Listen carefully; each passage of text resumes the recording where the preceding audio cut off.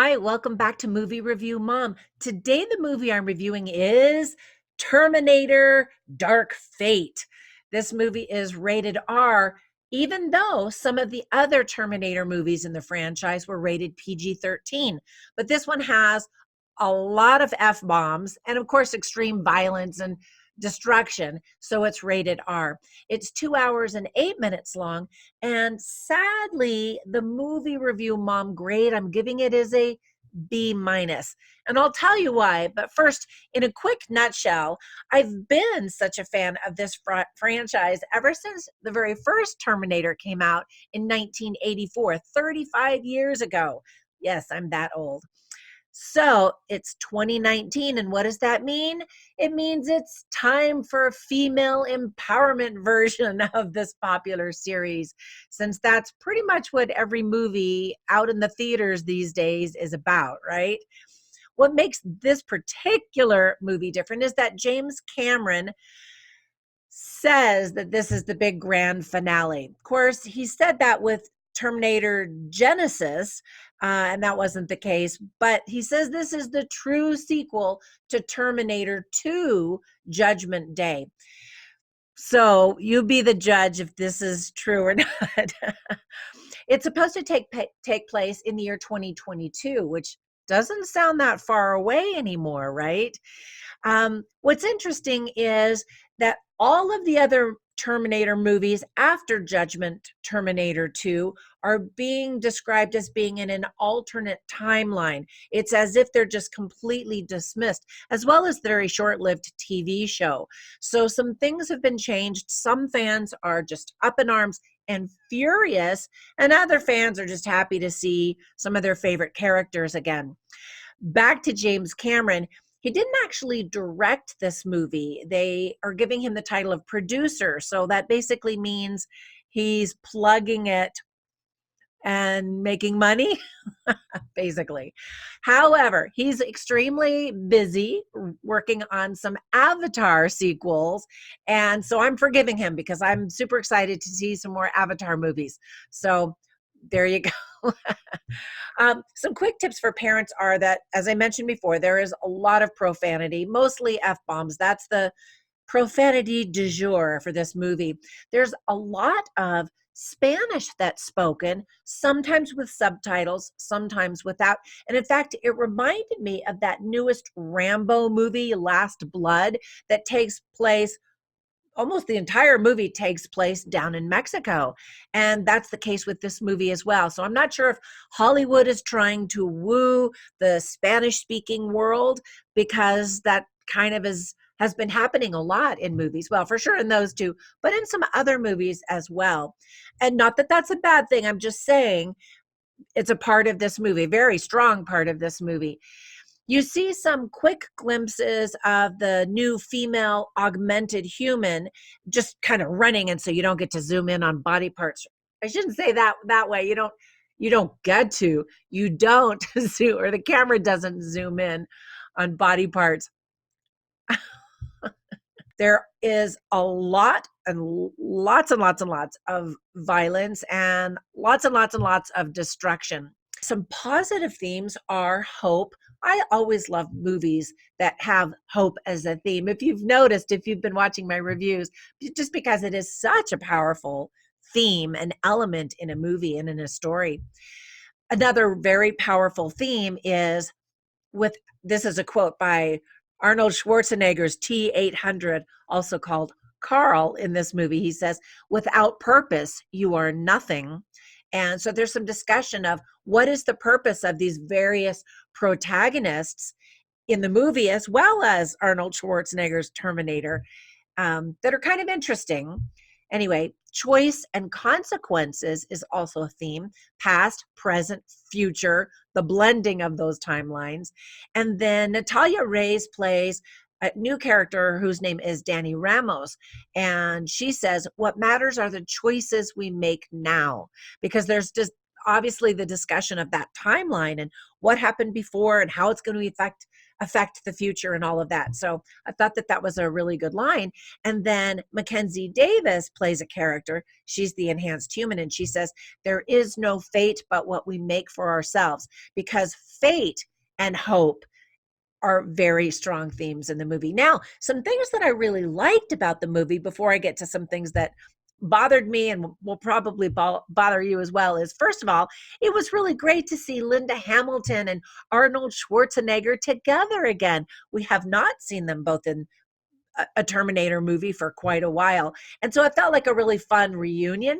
And Linda Hamilton especially seemed happy to be back. Be back. In fact, the director, who is Tim Miller, and a lot of buzz online has circulated around director Tim Miller for some of the choices that he made in the movie that people aren't happy about. He also directed Deadpool, and this movie doesn't have that same Deadpool vibe at all, just in case you were wondering. But anyway, the director, Tim Miller, had to keep telling Linda Hamilton to stop smiling whenever she was shooting firearms and weapons and stuff like that, because she was just having a good time being back. Anyway, she looked strong. She looked a little weathered and very believable because of that. I just remember when she came out in Terminator 2 Judgment Day with these awesome biceps. And those biceps motivated me to work out because I was so impressed with how ripped she looked. And it strengthened her performance as well.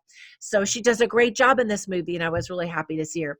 Mackenzie Davis gives another great physical performance in addition to Linda Hamilton, and she's the enhanced human.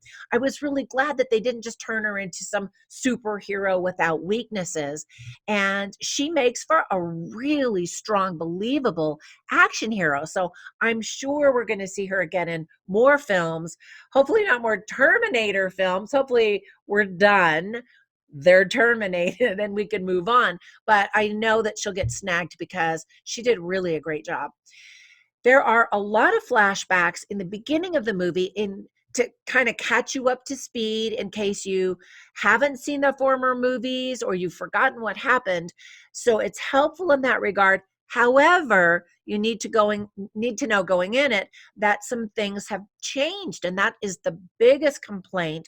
Is that very first scene just eliminates a chunk of the Terminator franchise movies. For better or for worse, you'll have to decide, but it does change the storyline and the motivations of some of the characters. There are some exciting chase and action sequences, although not much that we haven't really seen before. But I was interested, and I kept waiting for one of those moments where I would go, wow.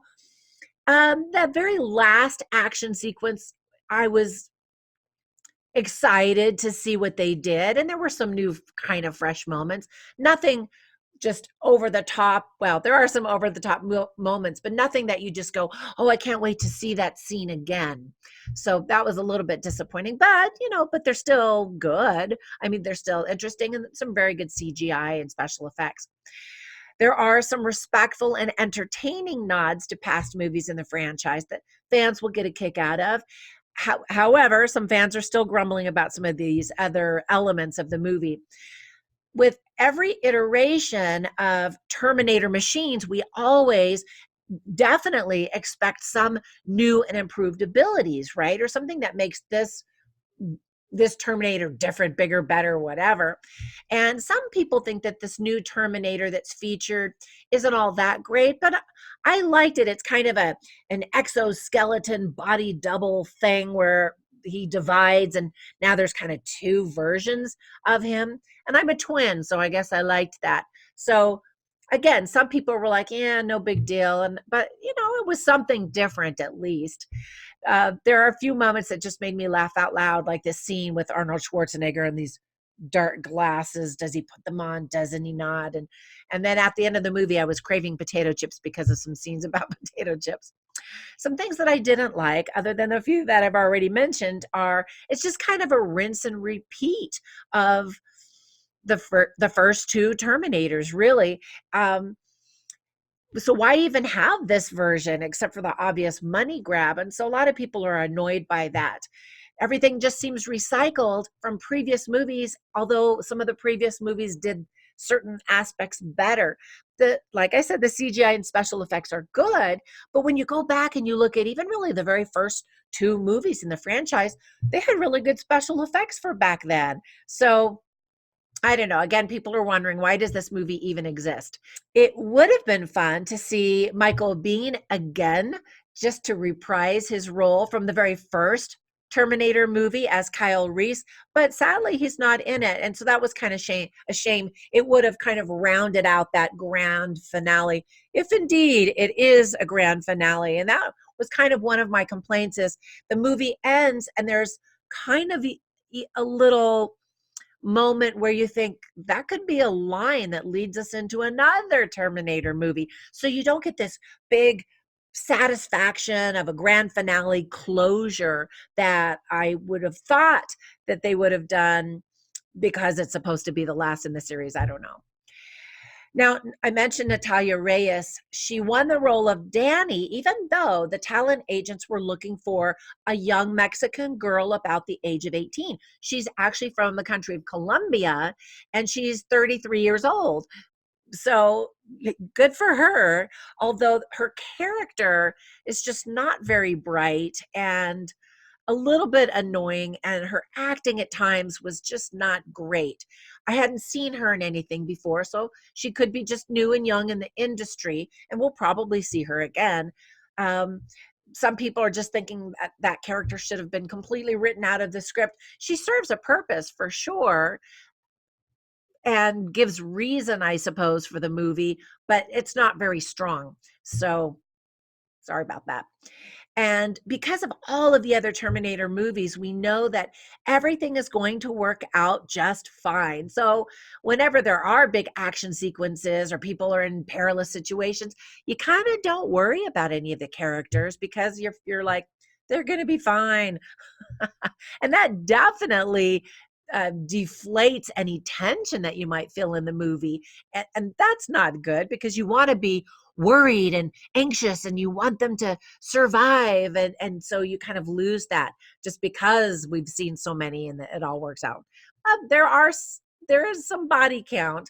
People die, and that was another thing is sometimes people that you think you're supposed to start engaging with, they get killed quickly and you're like, okay, whatever, because you just didn't have time to really emotionally connect with that character and care that they died. So that part of the storytelling wasn't handled very, very well. Another weakness in the action sequences is the fact that the camera zooms in and you see a lot of close-ups. So you're missing that expanded action excitement that you want to see. And I'm not sure why that was a choice, but it does kind of, again, lessen the intensity of some of those action sequences. There are plenty of funny lines, and there are a few interesting lines as well. Be sure and go to moviereviewmom.com and you can read all of that and then participate in contests and see some of the other stuff that I have there at the website. In the meantime, thank you for subscribing. Hint, hint, nudge, nudge, and be sure and click on that little picture link at the end of this video and watch another one of my movie reviews. I really appreciate it. Bye for now.